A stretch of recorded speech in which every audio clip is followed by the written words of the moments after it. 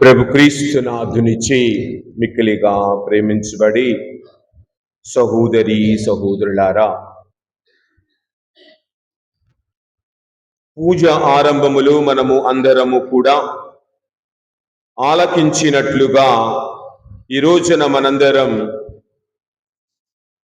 దేవుని మాటను బట్టి, దేవుని వాక్యమును బట్టి జీవించాలని ఆయన కోరుతూ ఉన్నారు.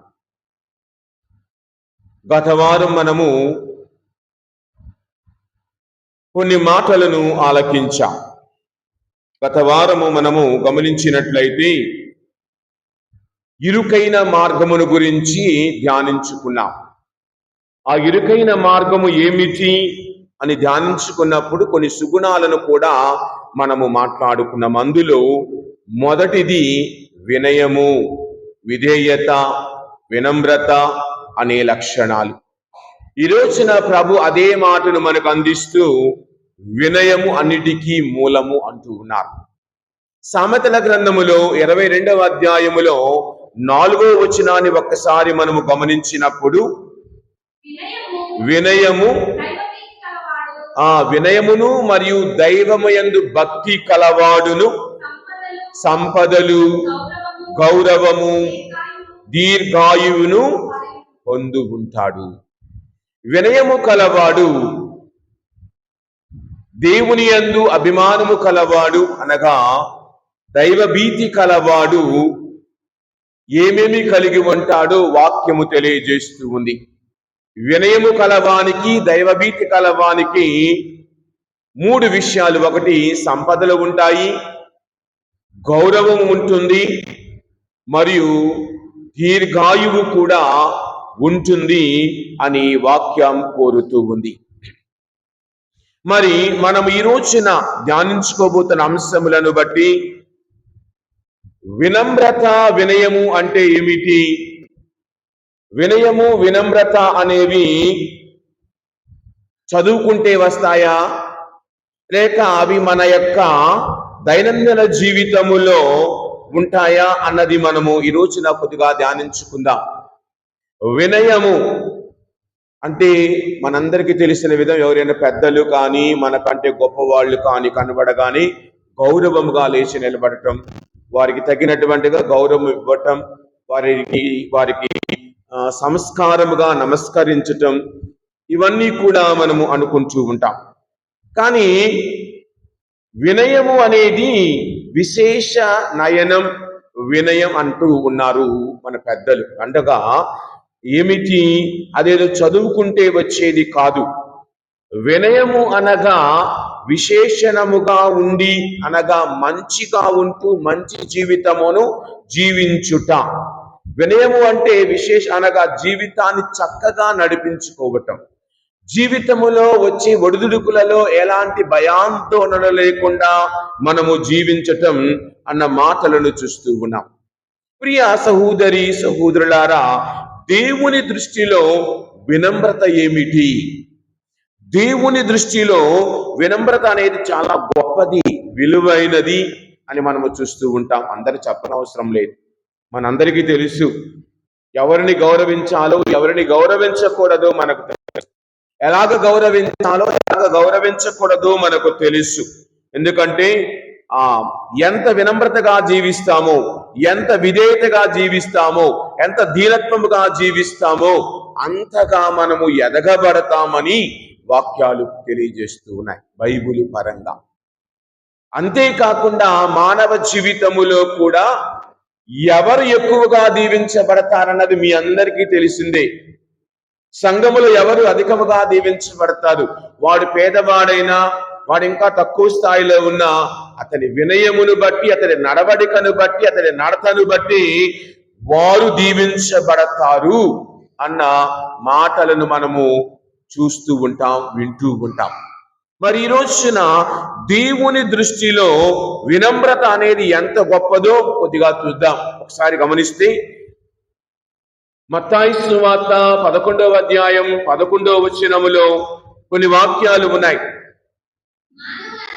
మానవులందరిలో స్నాపకుడగు యోహాను కంటే అధికుడగువాడు ఎవడును పుట్టలేదని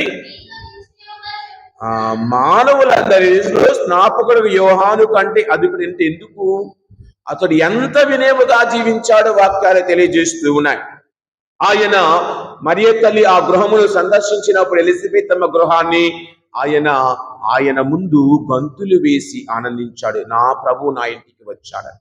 అంతేకాకుండా పెద్ద అయిన తరువాత తాను సువార్తను తన వాక్కును బోధించే సమయంలో ఆయన అంచి ఉన్నాడు, నా తరువాత ఒకరు రానున్నాడు, నేను అతని చెప్పుల వారు విప్పుటకైనను యోగ్యుడను కాను అంటూ ఉన్నాడు. మరొక మాట చోట ఏమంటూ ఉన్నాడు, ఆయన హెచ్చింపబడాలి, నేను తగ్గించబడాలి అని ఆయన అంటూ ఉన్నాడు. ఈ రోజుల్లో ఎంతమంది ఇలాంటి మనస్సు కలిగి ఉన్నాం? లేదు నేనే గొప్ప, నేనే అన్నిటికంటే ముందుండాలి, నేనే అన్నిటిలో ఉండాలి, నా తరువాతే వేరే వాళ్ళు ఉండాలి అని అనుకునే వారము మనలో ఎంతమంది లేము నేటి సమాజంలో. రెండవదిగా యోహాను సువార్త, అదే ఇందాక చెప్తున్నాం 3వ అధ్యాయం 30వ వచనములో ఆయన అంటున్నాడు, యోహాను బప్తిస్మ యోహాను స్నాపకుడకు యోహాను ఆయన హెచ్చింపబడవలయును, నేను తగ్గించబడవలయును. మత్తయి సువార్త 18వ అధ్యాయం 3-4 వచనాలు ఒక్కసారి చూద్దాం. మీరు పరివర్తన చెంది చిన్న బిడ్డల వలె రూపాంతరమును చెందిననే తప్ప పరలోక రాజ్యమున మీకు ప్రవేశింపరు. చిన్న బిడ్డల లాంటి మనస్తత్వం అనగా తగ్గింపు కలిగిన మనస్తత్వం కలిగి ఉండాలి అంటున్నా. నేటి పిల్లల వలె కాదమ్మా. చిన్నపిల్లల మనస్తత్వం అంటే నేటి పిల్లల వలె కాదు. నేటి పిల్లలు చాలా క్రూరులు. 7వ తరగతి 8వ తరగతి రాగానే, పోయిన వారం అంతకు ముందు వారము హైదరాబాదులో 10వ తరగతి అబ్బాయి 10 ఏళ్ల అమ్మాయిని చంపివేసిన సంఘటన మీ అందరూ బాగానే చూసుంటారు వార్తల్లో. ఎందుకు చంపాడు? చిన్న క్రికెట్ బ్యాట్ కోసం ఆ పిల్లని చంపేశారు. గమనించండి, చిన్న బిడ్డల మనస్తత్వం అంటే ఒకప్పుడు, ఇప్పుడు కాదు. ఎందుకు? ఇంటిలో కూడా అలాగా మనం ఉండటంలా. చిన్న బిడ్డల మనస్తత్వము అంటే ఏంటి? ఒకప్పుడు పిల్లలు కొట్టుకుని వెంటనే మళ్ళీ కలిసిపోయేవాడు. ఇప్పుడు కొట్టుకుంటే పగ తీర్చుకునే స్థాయికి వెళుతూ ఉన్నారు. ఏదోలే బడిలో చిన్న జరుగుతూ ఉంటాయి, మళ్ళీ తెల్లారి వెళ్ళగానే కలిసిపోతారా? లేదు, ఈ రోజులు అలా లేరు. అరే గ్రూపిజం, చిన్నపిల్లల్లోనే గ్రూపిజం. అరే వాడు మనోళ్ళు కాదురా, వీడు మనోడురా, వాడు బాగా చదువుతాడురా, వీడు చదవడురా, వాడితో మనకొద్దురా. చూడండి, చిన్న పిల్లల మనస్తత్వం ఎక్కడి నుంచి వస్తూ ఉంది? ఇంటిలో నుంచే. అయ్యే మాట్లాడతాడు ఫోన్లో, వాళ్ళు మనోళ్ళు కాదురా, వీడు వింటాడు. ఇంట్లో అమ్మా నాన్న ప్రవర్తించే తీరు నీ బిడ్డలను మారుస్తూ ఉంది నేటి సమాజంలో. ఎందుకు తల వచ్చాడురా వాడికి మనం అంటాడు ఆయన ఫోన్లో, వీడు కూడా వెంటాడు. మనం ఎక్కడా తల దించకూడదు అనుకుంటాడు. తల దించుకున్నంత మాత్రాన, ఒదిగినంత మాత్రాన పోయేది ఏదీ లేదు. ఎంత ఒదుగుతామో అంత ఎదుగుతాం. అంతేకాని అదే అంటారు కదా, ఏమీ లేనిది ఎగిరెగిరి పడింది, అన్నీ ఉన్నది అణిగి మణిగి ఉంటుంది. మనమే చేతిలో చిల్లి కాకుండా వీడు మాత్రం రోడ్డు మీదకి వచ్చి అంతా నాదే బడాయి డాబు సరి. ఇంటికి వెళ్తే వీడికి గౌరవం ఉండదు, వీధిలో మాత్రం రచ్చ చేస్తాయి. చూడటం లేదా ఇళ్ళ దగ్గర చుట్టుపక్కల పిల్లల భవిష్యత్తు, పిల్లల జీవించే విధానం. మన పిల్లలు తాగితే మనుషులు కాదు, తాగుడు మంచిది కాదు, తాగటం అలవాటు చేసుకుంటున్నా. ఇది అవసరమా అని అడిగితే, నువ్వేంటాయ నాకు చెప్పేది, నీ డబ్బులు ఇస్తున్నావా, నువ్వు ఇస్తున్నావా? సరే వీడికి పెళ్లి చేశారు, ఆ పిల్ల గొంతుకు వస్తారు అబద్ధమాడి వీడికి పెళ్లి చేస్తారు. తెలిసిన తర్వాత ఏమీ చేయలేని స్థితిలో కుటుంబాలు. ప్రియ సహోదరులారా, అలాంటప్పుడు అలాంటి పిల్లలకు పెళ్లి చేయకపోవడమే మంచిది. అది ఆడపిల్ల కావచ్చు, మగపిల్ల కావచ్చు, ఎవడైనా సరే. తర్వాత ఇతరుల కుటుంబాలను నాశనము చేయటము దేనికి? ఈ రోజున మనము ప్రభువు నేర్పుతూ ఉన్నది ఏమిటి? ఇతరుల కంటే మనం గొప్ప. ఈ రోజులు అదే అంత స్టేటస్ సింబల్. స్టేటస్ సింబల్ అంటారు. ఏంటి స్టేటస్ సింబల్? ఎంత మంచి డ్రెస్ వేస్తే అంత స్టేటస్ సింబల్. కానీ ఆ చొక్కా వెనుక ఎన్ని రంధ్రాలు ఉన్నాయో వాడికి తెలుసు. అదే అనుకో మాట, ఎన్ని బొక్కలు ఉన్నాయో మన మాటలో చెప్పాలంటే, ఎన్ని అప్పులు ఉన్నాయో, ఎంతమంది దగ్గర అబద్ధాలాడు అప్పులు చేసి తల వంచి కనబడకుండా తిరిగే ప్రబుద్ధులు మన సంఘంలో మేము అని ఎర్రవీగుతూ ఉంటారు. మన ముందు ఎంతమంది లేరు, పైకి మాత్రం అబ్బో అందరూ గొప్ప వాళ్ళమే, ఫాదర్తో సహా అందరూ గొప్ప వాళ్ళమే. కానీ ఆ గొప్పతనము నీ నడవడికలో చూపిస్తూ ఉన్నావా? ఆ గొప్పదనము నీ ఇంటిలో, నీ పెంపకములో, నీ బిడ్డల యొక్క భవిష్యత్తులో చూపిస్తూ ఉన్నావా అన్నది. అందుకే ఫిలిప్పీలకు వ్రాయబడిన లేఖ 2వ అధ్యాయము 3వ వచనం ఒక్కసారి చూద్దాం. స్వార్థముతో గాక అహంభావముతో కాక, స్వార్థము అహముతో కాక ఎలాంటి పని చేయకూడదు. తర్వాత వచనం, వినయాత్ములై ఇతరులు నీకంటే అమ్మో అదెప్పుడు కష్టం.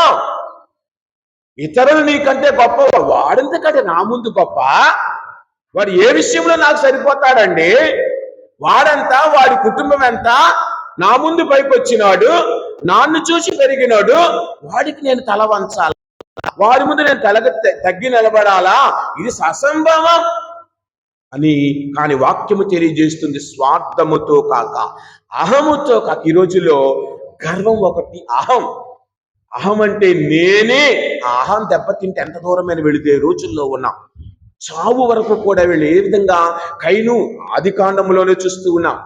కైను ఆబేలుల జీవితములో కైను తన తమ్ముడు చేసిన పనికి నచ్చలేదు. దేవుడు తన తమ్ముని యొక్క అర్పణను స్వీకరించి తనను తృణీకరించినప్పుడు అహం దెబ్బతింది. నా ముందు నన్ను వదిలేసి ఫాదర్ గారు వాడితో మాట్లాడతాడా? నా ముందు ఫాదర్ గారు నాతో మాట్లాడకుండా పక్క వాడితో మాట్లాడతాడా? నా ముందు కాకుండా వేరే వాళ్ళతో ఇంటికి వెళతాడా? మా ఇల్లు వదిలేసి వాళ్ళేంటి గొప్ప, మేమేంటి తక్కువ? నా ముందు అనకపోయినా అనేవాళ్ళ ముందు అనేవాళ్ళు చాలా మంది ఉన్నారు. అనుకోనియండి, నీటి మీద రాత, తాగినోడి మాట రెండు ఒకటే. ఏది పనికిరాదు. వాళ్ళలాగా ఫాదర్ గారండి మిమ్మల్ని నేను అనలేదండి, అదండి గుడ్డు కూసు అండి, కమామీసు అండి, లేనిపోని అన్ని చెప్తాం. గమనిద్దాం, ఈరోజున వినయము గురించి వింటూ ఉన్న నీవు నేను. వినయాత్ములం అంటే తగ్గినంత మాత్రం పోయేదేంటి? రోజుల్లో బయట నరవాసానికి ఇంట్లో భార్యాభర్తలు తగ్గించే మనసుందా? భార్యగా పర్వాలేదు, భర్తగా ఓకే అని అది సర్దుకుపోయే మనస్తత్వం ఎంతమందికి ఉన్నది నేటి సమాజంలో? ప్రియ సహోదరి సహోదరులారా, అందుకే ఎఫెసీయులకు వ్రాయబడిన లేఖ 4వ అధ్యాయము 2వ వచనం ఒక్కసారి చూద్దాం. మీరు ఎల్లప్పుడూ సాధువులుగాను సాత్వికులుగాను సహనశీలులుగాను ఉండవలయను, పరస్పరము సహాయమనర్చుకొనుట ద్వారా మీ ప్రేమను ప్రదర్శింపు. గమనించండి, వాక్యం అంటూ ఉన్నది అందరి ఎడలా సమత, ఎల్లప్పుడు సాధువులుగా సాత్వికులుగా సహనశీలులుగా ఉండాలి అని వాక్యాలు కోరుతున్నాయి.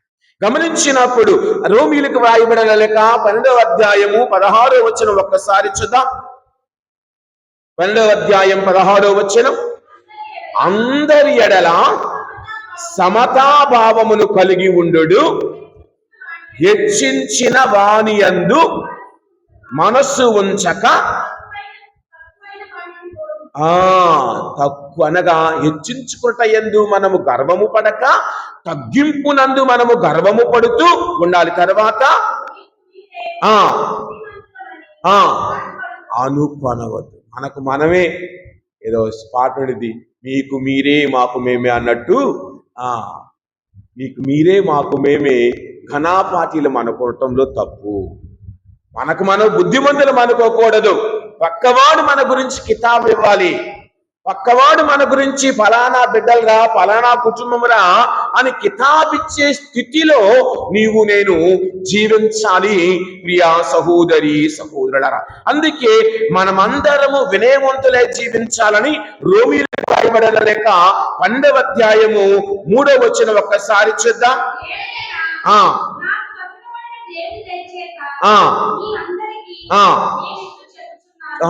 దేవుడు నాకు ఇచ్చిన ఈ జీవితమును బట్టి మీకు ఒక చిన్న మాట సూచికను తెలియజేస్తూ ఉన్నాను అని పౌలు గారు అంటూ ఉన్నారు. ఏమిటి ఆ మాట?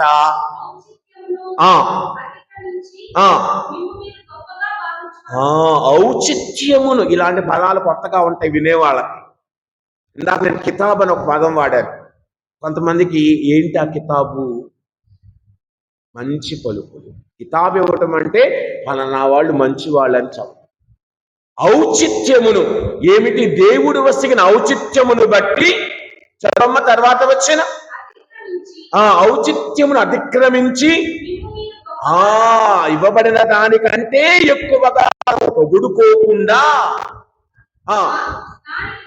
దానికి బదులుగా మీ ఆలోచనలలో అణుకువా అనగానే మళ్ళీ ఇంకొక అనుమానం. ఏమిటి అణుకువా? తగ్గింపు ఉండటం, తగ్గి జీవించటం. అణుకువ కలిగి ఉండు. తర్వాత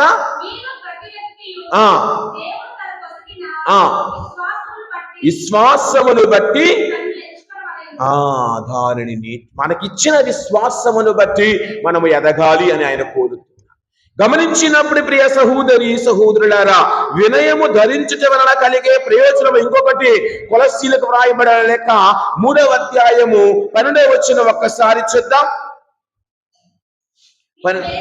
మీరు దేవునిచే ఎన్నుకొనబడిన ప్రజలు, ఆయనకు పరిశుద్ధులను ప్రియులను అయిన వారు కాబట్టి మీరు ఏమి కలిగి ఉండాలి? దయ, కనికరము, వినయము, సాత్వికత, ఓర్పు. ఇవి తప్పక మాకు వేరే చెప్పండి ఫాదర్ గారని చక్కగా అలంకరించు. ఇటు ప్లేస్ లో దయకు బదులుగా కోపం, తర్వాతది కనికరానికి బదులుగా వాడి నాశనము చేసే మనస్తత్వం. దయ వద్దు, నాకు లేనిదే దయ, నా పేరు దయ, నాకు లేనిదే దయ. ఈ రోజుల్లో మనందరం కనికరము వద్దు, కాఠిన్యము కావాలని కోరుకుంటూ ఉంటాం. తర్వాత వినయము వద్దు, దురుసుగా ప్రవర్తించాలనుకుంటూ ఉంటాం. సాత్వికత వద్దు, సాధుశీలత వద్దు, ఇతరులను కత్తితో పొడిచే మనస్తత్వంతో జీవిస్తూ ఉంటాం. ఓర్పు వద్దు, అసలు మాకు దానంటేనే గిట్టదు. కావున ఈ రోజుల్లో ప్రభువు నేర్పుతూ ఉన్నది నేటి సమాజానికి ఇవి ఎంతో అవసరము. నేటి జీవిస్తున్న మనందరము కూడా వీటిని బట్టి మనం ఎదగాలి. వినయం, అదే కదా ఈనాటి మొదటి పట్టణములో ఏమని చదివాం? 17వ వచనములో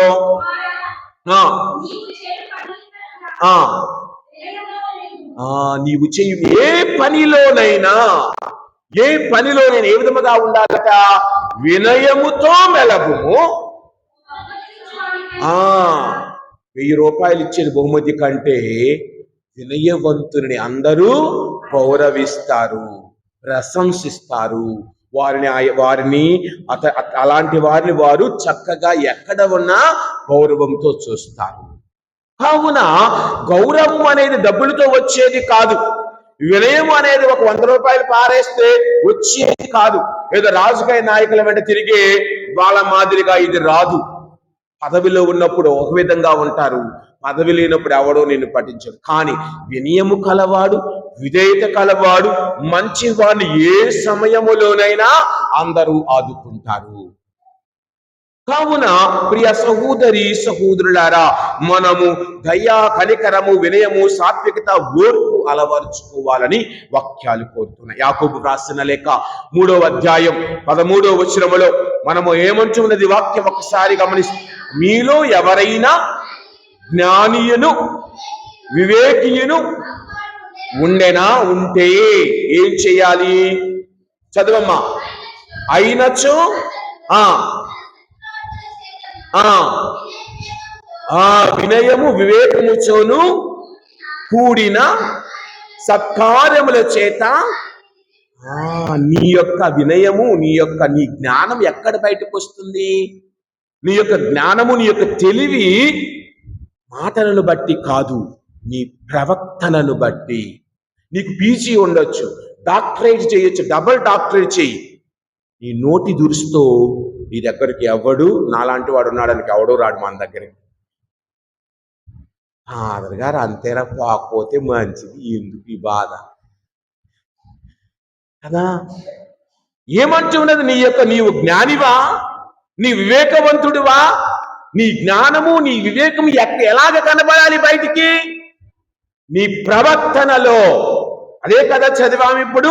అతడు తన సత్ప్రవర్తన చేతను, వినయ విధేయతల చేతను, లేక వివేకముతో కూడిన సత్కార్యముల చేత అది నిరూపించబడాలి. మంచితనము చేత నిరూపించబడాలి. నీ యొక్క చేతల చేత, నీ నడవడిక చేత అది నిరూపించబడాలి. అంతేకాని నేను గొప్ప అనేది, అందరము గొప్పే. తక్కువ ఎవడండి ఈ రోజులు? అందరం ఆయన చేత సృష్టించబడ్డాం, అందరం ఆయన యొక్క రూపురేఖలు సృష్టించబడ్డాం. కానీ దేవుడు నీకు నాకు స్వేచ్ఛను, స్వాతంత్రాన్ని ఇచ్చాడు. నీ నడవడిక, నీ తీరు. అందుకే నేను నా 20 సంవత్సరాల గురు జీవితంలో 2006 ఫిబ్రవరిలో అయ్యాం. 2026 ఫిబ్రవరికి 20 నిండిపోతాయి. గురువు 20 ఏళ్ళు అయ్యానంటే నాకే అనుమానంగా ఉంది. ఇంకో విషయం, నేను ఆలోచిస్తూ ఉంటే ప్రసంగంలో 4 సంవత్సరాలు నేను ఇక్కడ ఉన్నానా నాకే ఆశ్చర్యం వేసింది. మామూలుగా నేను 1 సంవత్సరం ఒక దగ్గర ఉంటే గ్రేట్. నా 11-12 సంవత్సరాల గురువు వరకు కూడా 1 సంవత్సరం 2 సంవత్సరాలు చదువు అని, అదని ఇదని. గమనిద్దాం, మన ప్రవర్తన అవతలి వారికి నచ్చకపోతే మనమే ఉండలేం. నేను అంటాను, ఫాదర్ నా వల్ల కాదు లేడు, ఇక్కడ నేను ఉండలేను, నాకు ట్రాన్స్ఫర్ ఇచ్చండి, ఇంకో దగ్గరికి వెళ్ళిపోతాను. మన పనితీరు ఎక్కడ బయటపడుతుంది? మన ప్రవర్తనలో మన పనితీరు బయటపడుతుంది. అంటే ఈరోజు నేను చెప్పే 2 విషయాలు నా జీవితంలో. నేను ఐటీఐలో 1 సంవత్సరం ఉన్నాను పెద్ద ఫాదర్గా. మనకు ఆమె నచ్చలేదు అక్కడ పరిస్థితులు. ప్రింటింగ్ ప్రెస్ పంపించారు. నేను వెళ్ళినప్పుడు 10 లక్షల అప్పులో ఉంది. మనకు అప్పులు ఇచ్చారు, 5 లక్షల నుంచి 10 లక్షల మధ్యలో అప్పులు. మరి నేను ఉన్నది 1.5 year, 1 సంవత్సరం అక్కడ. వెంటనే ఎలక్షన్ అయ్యింది. నేను వాళ్ళ చేతికి 15 లక్షలు క్యాష్ ఇచ్చి, అప్పులు లేకుండా అప్పు తీర్చి క్యాష్ ఇచ్చి వెళ్ళిపోయాను. మన పనితీరు మన మాటలలోనూ, మన వేష భాషలలో కాదు, మన యొక్క పనితనములో. మన మాటలో ఎవడమైనా చెబుతారు, మాటలు కోటలు దాటితే కాళ్ళు గడప దాటలేదు. మాటలనేనా చెప్పొచ్చు, మీరు అలాంటి, మీరు ఇదండి, మీరు అదండి, మీరు వాళ్ళండి, వీళ్ళండి. కానీ నీ నడవడికలో, నీ తీరులో, నీవు చేసే పనులలో ప్రస్ఫుటంగా నిజాయితీ ఉందా? నీవు చెప్పే మాటలో నిజాయితీ ఉందా? నీ నడవడికలో నిజాయితీ ఉందా? నీ నడవడిక, నీ మాట తీరులో నీతి ఉందా? అది నేను ఈ రోజున ఆలోచించాలి. కావున ప్రియ సహోదరి, అందుకే యాకోబు రాసిన లేఖలు చదివాం. మీకా గ్రంథం 6వ అధ్యాయం 6 నుంచి కొన్ని వాక్యాలు చూద్దాం. 6వ వచనము నుండి, 6వ అధ్యాయం 6వ వచనములో,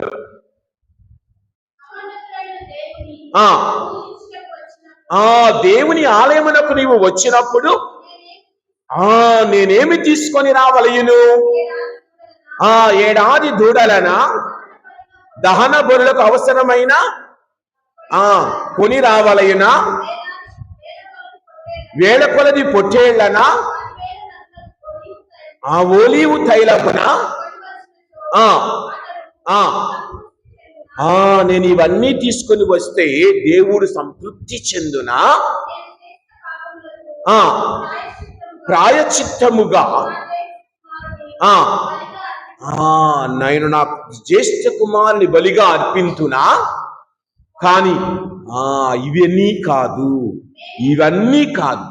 నువ్వు పోయి మేలైనదేదో ఆల్రెడీ ప్రభు నీకు తెలియజేసి ఉన్నాడు. ఏమిటి అది? న్యాయము పాటించుము. ఆ కనికరముతో మెలుగుము, ఆ వినయము. ఇక ఎంతున్నదని కాదు, ఏ విధముగా జీవిస్తున్నావు. దేవుని దగ్గరకు ఏదైనా తీసుకొనిరా, నీ హృదయము ఏ విధముగా ఉన్నది దేవుడు చూసేది అది. ఈ రోజున దేవుడు గమనించేది నీ హృదయాన్ని, నా హృదయాన్ని, మనము జీవించే విధానాన్ని. నీవు న్యాయవంతుడుగా ఉండు, వినయశీలిగా ఉండు, విధేయతతో వినయముతో ప్రభు దగ్గరికి రా. ప్రభు దగ్గర నిన్ను నీవు గర్వముతో ఎప్పుడూ చూసుకోవద్దు. కావున ప్రియా సహోదరి సహోదరులారా, అందుకే అదే మనము గమనించుకుంటూ వెళితే జెఫన్యా గ్రంథములో 2వ అధ్యాయం 3వ వచనం ఒక్కసారి చూద్దాం. జెఫన్యా గ్రంథం 2వ అధ్యాయం 3వ వచనం. ఆ దేశములో వినయవంతులైన ప్రజలారా, ఆ దేవుని ఆజ్ఞలను పాటించు జనులారా, 2 న్యాయమును పాటింపుడు. అమ్మా వినయమును అలవర్చుకొనుడు.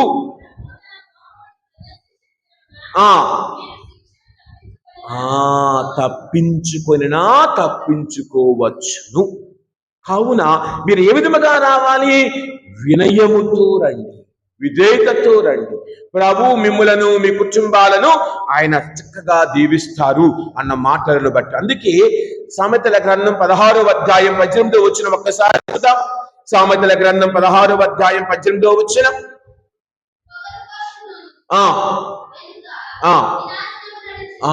పొగరబోతుతనము వెనుక వినాశనము నడుచును, పతనమునకు ముందు గర్వము నడుచును. గర్వము పతనమునకు దారితీయు. గమనించండి, మన మధ్య అనేక మంది, మన చిన్నతనంలో మన ఊళ్ళలో గమనిస్తే అప్పుడు వెలుగు వెలిగిన వాళ్ళు ఎలాగ ఉన్నారు నేటి స్థితిలో.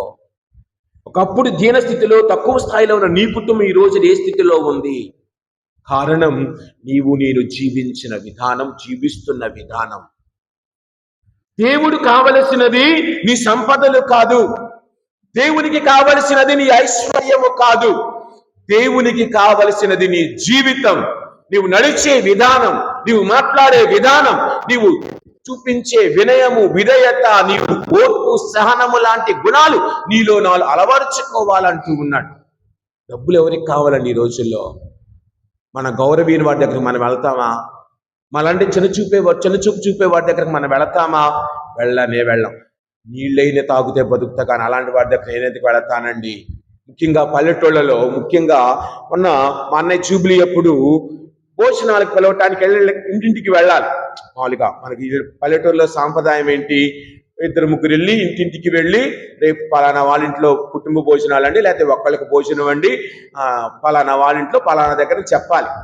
పిల్లలు వెళ్ళొచ్చి చెబుతున్నారు, ఫాదర్ మేము 5-6 ఏళ్ళకి వెళ్ళలేదు, 5-6 ఏళ్ళకి వెళ్ళలేదు, వేరే వాళ్ళని పంపించండి.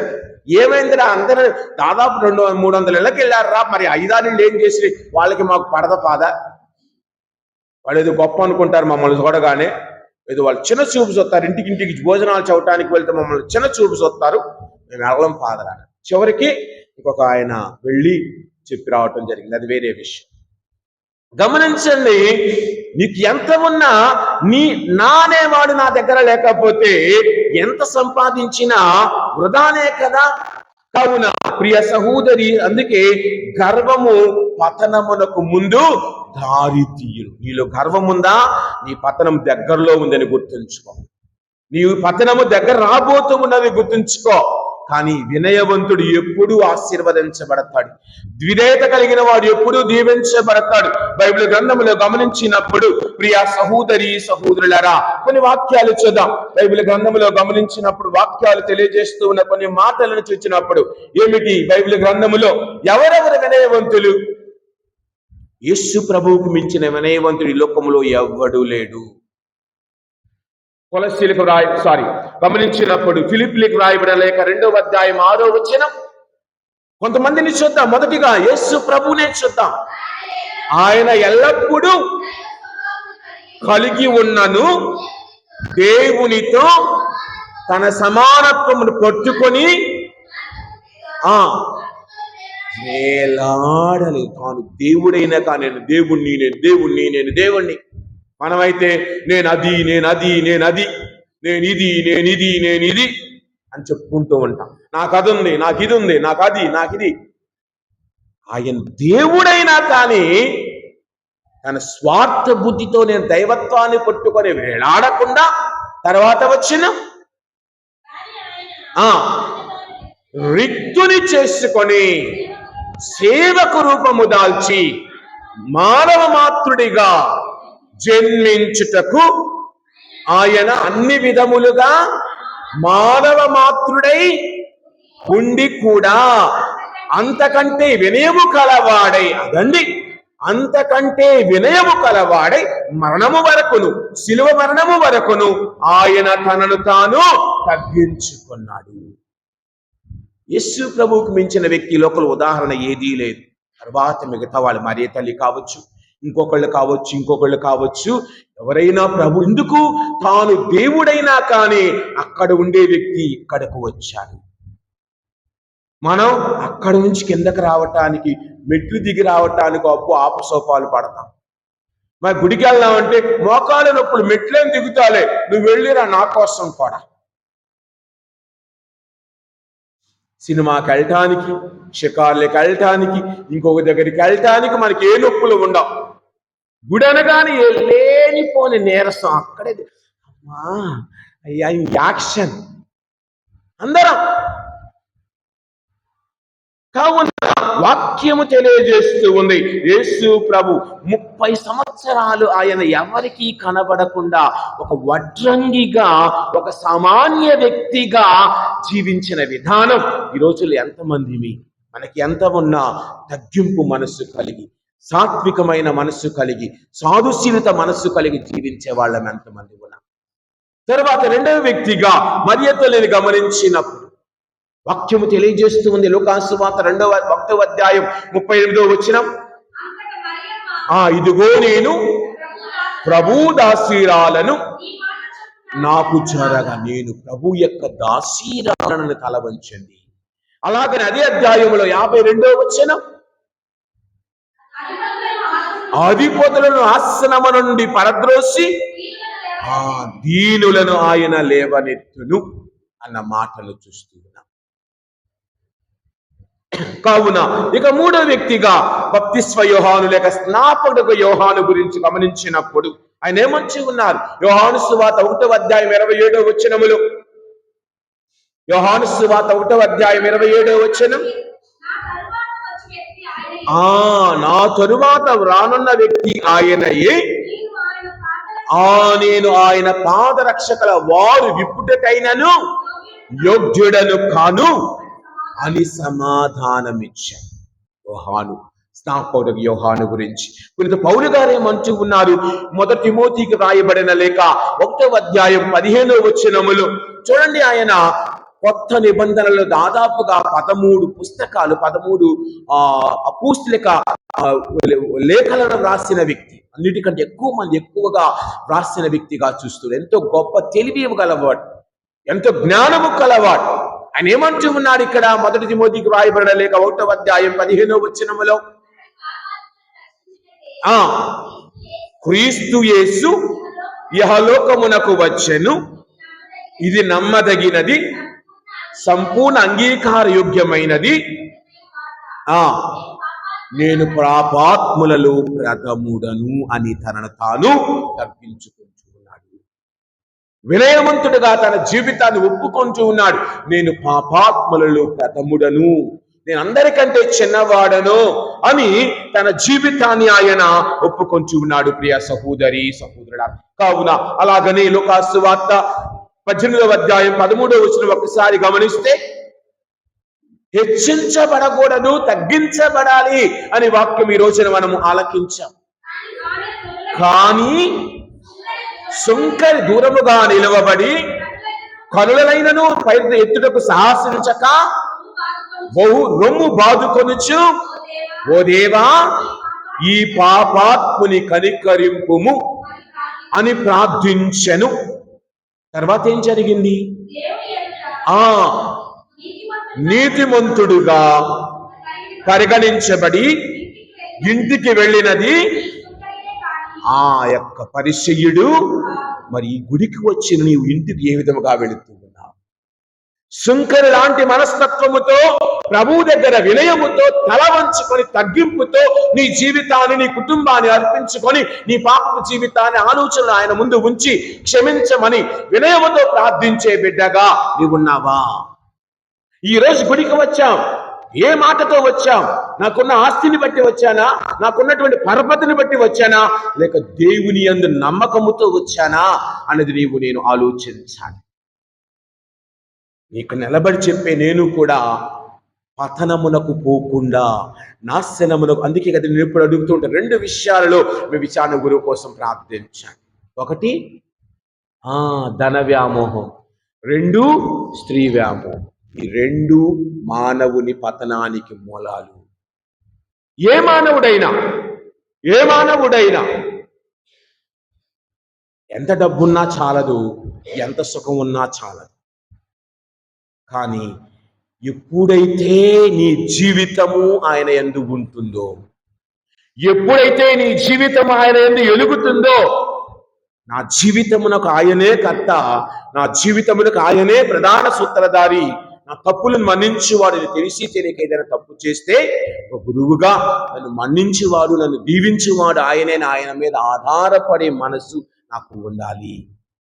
కానీ అందుకే ఆ సుంకరి లాంటి మనస్తత్వము, తగ్గింపు మనస్తత్వము నేను అలవరుచుకోవాలి. కావున ప్రియ సహోదరి సహోదరులారా, మరి నేను ఈ రోజున ఈ దివ్యబలిలో పాల్గొంటూ ఉండగా ఈ ఆలోచనను బట్టి మనందరం ఏ విధంగా ఉంటూ ఉన్నాం ఒక్కసారి ఆలోచన గమనించినప్పుడు, దీనత్వము కలిగిన వ్యక్తులు ఎలాంటి భావాలు కలిగి ఉంటారు ఒకసారి చూద్దాం.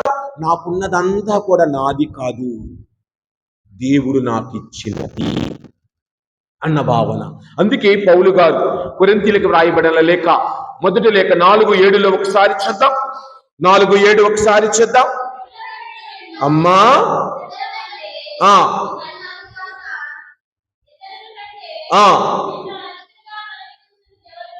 ఇతరుల కంటే నేను అధికముగా పరిగణించినది ఎవరు? నీకున్న సమస్తము దేవుని వద్ద పొందనిది, దేవుని వద్ద నుండి రాకుండా నీ సొంతగా నీకు ఉన్నది ఏదైనా నీ దగ్గర ఉందా?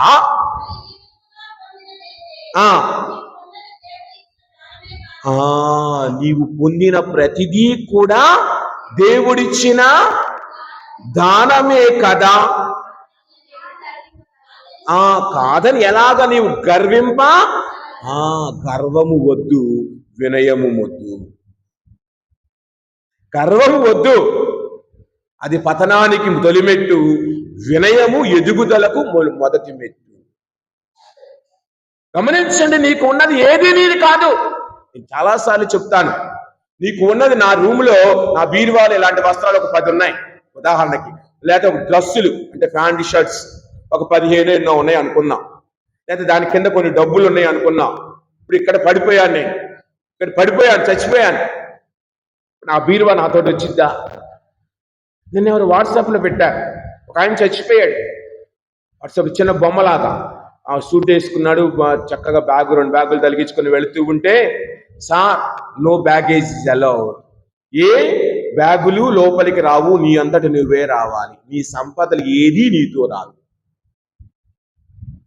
నీ చేతికున్న వాచ్ కూడా భూమిలోకి వెళ్ళినప్పుడు తీసేసుకుంటాడు కొడుకో కోళ్ళ.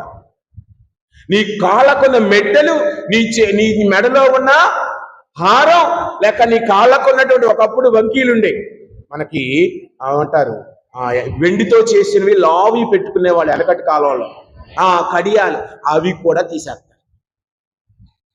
ఏది వెళ్ళదు. నీ శరీరంలో ఉన్నది కూడా భూమిలోకి పోనీ. ఈరోజు అలాంటి స్వార్థపరులు మన పిల్లలు, ఏదోలో పోలే మా అమ్మ పాప జీవితాంతం పెట్టుకుంది అని. ఉదాహరణకి తాళి పట్టుందనుకోండి, పిల్లగాడికి ఉంగరమో ఏదో చేయించాలి మామూలుగా రూల్ అయితే. పెద్ద కొడుకు చిన్న కొడుకు తల్లి చచ్చిపోతే ఆ తాళి బొట్టుతో మిగతా కొద్దిగా బంగారం కలిపి దాన్ని కూడా భూమిలోకి పాని. అది మా అమ్మది గుర్తుగా నేను చేయాలి. ఏది ఏది నీతో రాదు. నీతో వచ్చేది నీ జీవితమే, నీ వినయము, నీ విధేయత, నీ యొక్క అదే కదా భూషణములు. మంచి భూషణములు అంటే బంగారు నగలు కావు, నీ ప్రవర్తన నీతో వచ్చేది. ఇవెంతైనా సంపాదించు, 1 కేజీ బంగారం సంపాదించు, 100 కోట్ల డబ్బులు బ్యాంకులో ఉంచు, ఏది నీతో రాదు. నీతో వచ్చేది నీ వినయం, నీ విధేయత, నీ తీరు, నీ మాట్లాడే విధానం.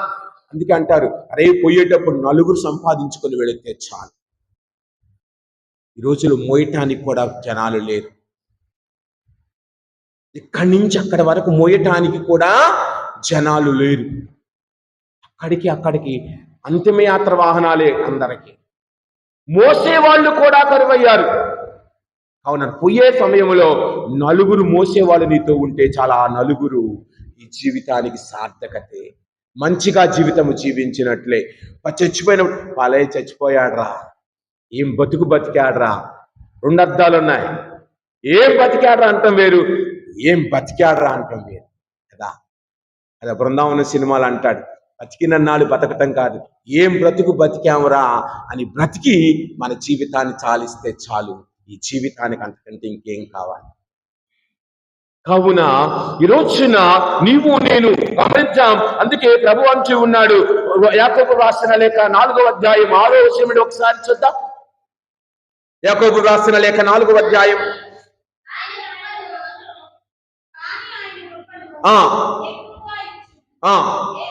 ఏలైనా దేవుడు అహంకారులను ఎదిరించును, వినమ్రులకు కృపను అనుగ్రహించును అని లేఖనములు చెప్పబడుచున్నవి కదా.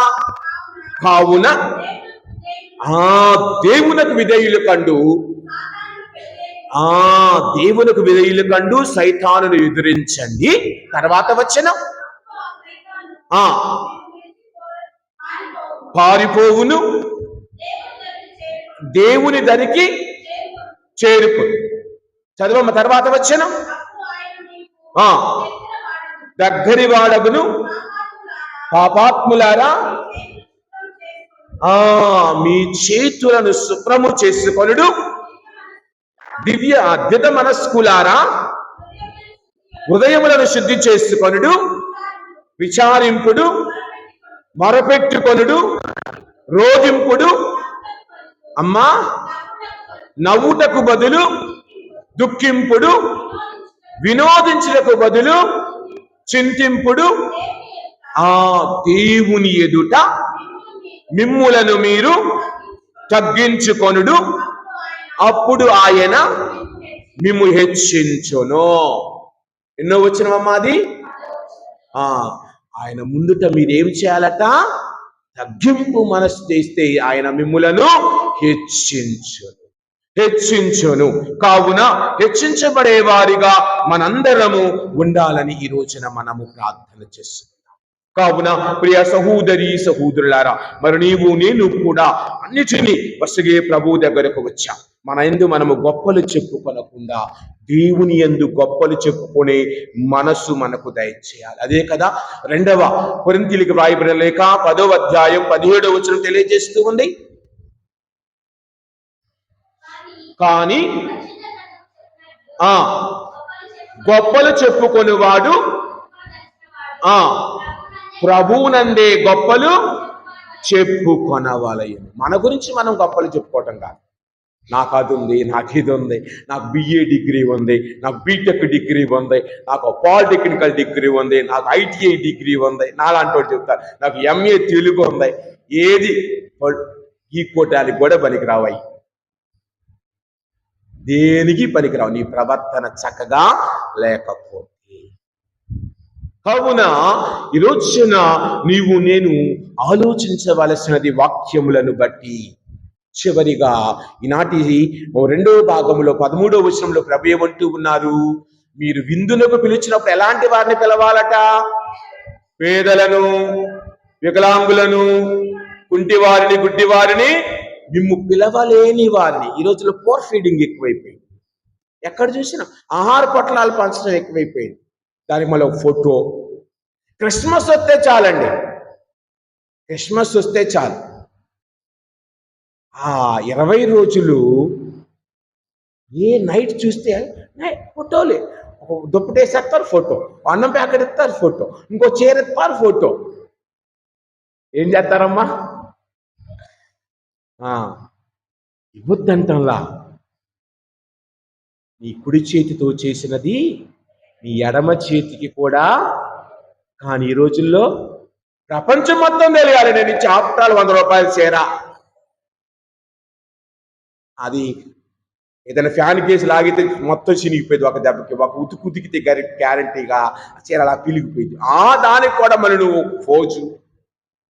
అందుకే నువ్వు ఇచ్చినది రహస్యముగా ఇమ్ము, రహస్య కార్యములలా గుర్తించు, నీ తండ్రి నీకు తగిన బహుమానమును వసకును. అంగడి వీధుల్లో వందనములు అందుకునేటకై వస్త్రాలు పొడుగు చేసుకుని ఫాదర్ గారి మాదిరిగా ఇలాగంటాం కాదు, వినయముతో ఉండాలి. ఫాదర్లు ఈ రోజుల్లో చూస్తే, నేనే కాదమ్మా అందరం, అలాంటి వాళ్ళు చాలా మంది ఉండొచ్చు కదా, గర్వం, నేనే గురువుని, నా మాటే జరగాలి. లేదమ్మా, సంఘము మాట ముందుకు వెళ్ళాలి, సంఘము యొక్క వృద్ధి కోరాలి. అంతేగాని నేను గురువైన వెంటనే మా ఇంటి దగ్గర 5 అంతస్తుల బిల్డింగ్ లగవాలి, నేను గురువైన వెంటనే మా ఇంట్లో పిల్లలందరూ IAS IPS అయిపోయి ఫారెన్ వెళ్ళిపోవాలి, ఎంతమంది అనుకోవటం లేదు? నాకంటే మీకు బాగా తెలుసు గురువుల గురించి. గురువులతో సాంగత్యం ఎక్కువ మీకు. అప్పుడు నేను ఒక గురువునే, నేను అయితే మామూలుగా బయటికే వెళ్ళను, బయట తిరిగే వాళ్ళకి బాగా తెలుసు ఏ గురువు ఎలాంటి వాడు, ఎక్కడ ఏమి, మనం ఏ ఇత్తనం వేస్తే ఆయన మనకి లొంగిపోతాడనే కొంతమంది గురువులు ఉంటారు. ఈయన ఏ విధంగా లొంగ తీసుకోవాలి, ఈయన దేనికి ఇష్టపడతాడు, ఈయనకి ఏది ఇష్టం, ఈయనకి తిండి ఇష్టమా, అమ్మాయిలు ఇష్టమా, డబ్బులు ఇష్టమా, ఇంకోటి ఇష్టమా, డ్రెస్సులు ఇష్టమా, కార్లు ఇష్టమా, ఏది ఇస్తే ఈయనకి మనకు పడిపోతాడు. నేను దేనికి పడను. ఏం చేస్తాం, మనకి మా అన్నయ్యకే పట్టంలా. ఎంతవరకు అంతవరకే. మీరక్కడ, నేనిక్కడ, భగవంతుని దగ్గర అందరం ఒకటిగా ఉందాం. కావున ఈరోజున మనకు ఏది ఉన్నది అన్నది కాదు, ఎలాగా ఉన్నాము అన్న దాని గురించి ఆలోచించి ప్రభువు నుండి అందరము దీవెనలు పొందటానికి ప్రయత్నం చేద్దాం. అందుకే ఆ సామెతల గ్రంథం 19వ అధ్యాయం 17వ వచనం, సామెతల గ్రంథం 19వ అధ్యాయం, ఆదుకొనొచ్చు ప్రభువునకు అప్పిచ్చినట్లే ఆ అప్పును ఆయన తప్పక తీర్చిన. అదే సామెతల గ్రంథం 14వ అధ్యాయం 21వ వచనం, పొరుగు వారిని చిన్న చూపు చూడకము, పాపము కట్టుకొనకుము, పేద సాధనను కరుణించువాడు సంతోషం అనుభవించును. 22వ అధ్యాయం 9వ వచనం, సామెతల గ్రంథం 22వ అధ్యాయం 9వ వచనం, తన భోజనమున పేదలకు పెట్టువాడు కరుణామయుడు, దేవుని దీవెనలకు పొందును అని వాక్యాలు. కావున నీవు పెట్టేది ఏది ఆశించకుండా పెట్టాలి. ఈరోజు ఫాదర్ గారిని మా ఇంటికి పిలిచి, అక్టోబర్ 31 ఫాదర్ గారు మమ్మల్ని పిలవాల కదా. ఈరోజు ఫాదర్ గారిని మా ఇంటికి అన్నం నేను ఇచ్చాను, క్యారేజీ, మా పెళ్లి రోజు కాబట్టి క్యారేజీ ఇచ్చా, మా అబ్బాయి పుట్టినరోజు కాబట్టి క్యారేజ్ ఇచ్చా, మా ఇంట్లో వేరే శుభకార్యం జరిగింది కాబట్టి క్యారేజ్ ఇచ్చా. కాబట్టి ఫాదర్ గారు మమ్మల్ని కూడా పిలవాలి. ఫాదర్ గారు పిలవలేడమ్మా, ఆయన దగ్గర ఏమీ లేవు. అందుకే లూకాసు వార్త 6వ అధ్యాయం 35-36 వచనాలు చూద్దాం చివరిగా. ఇంకా ఉన్నాయి కానీ సమయం లేదు. కనుక మీరు ప్రేమింపుడు, మేలు చేయుడు, ఆశపడకుడు, ఇచ్చి తిరిగి పొందాలని ఆశింపకుడు, నీకు తగిన బహుమానమును దేవుడు వసకు, మన కుటుంబాలను ఆయన ఆశీర్వదించును. కావున ప్రియ సహోదరి సహోదరులారా, ఈ రోజున విన్న వాక్యములను బట్టి దేవుడు మనలను, మన కుటుంబాలను దీవించాలని ఈ దివ్య బలిలో ప్రార్థన చేసుకుందాం. ఆమేన్.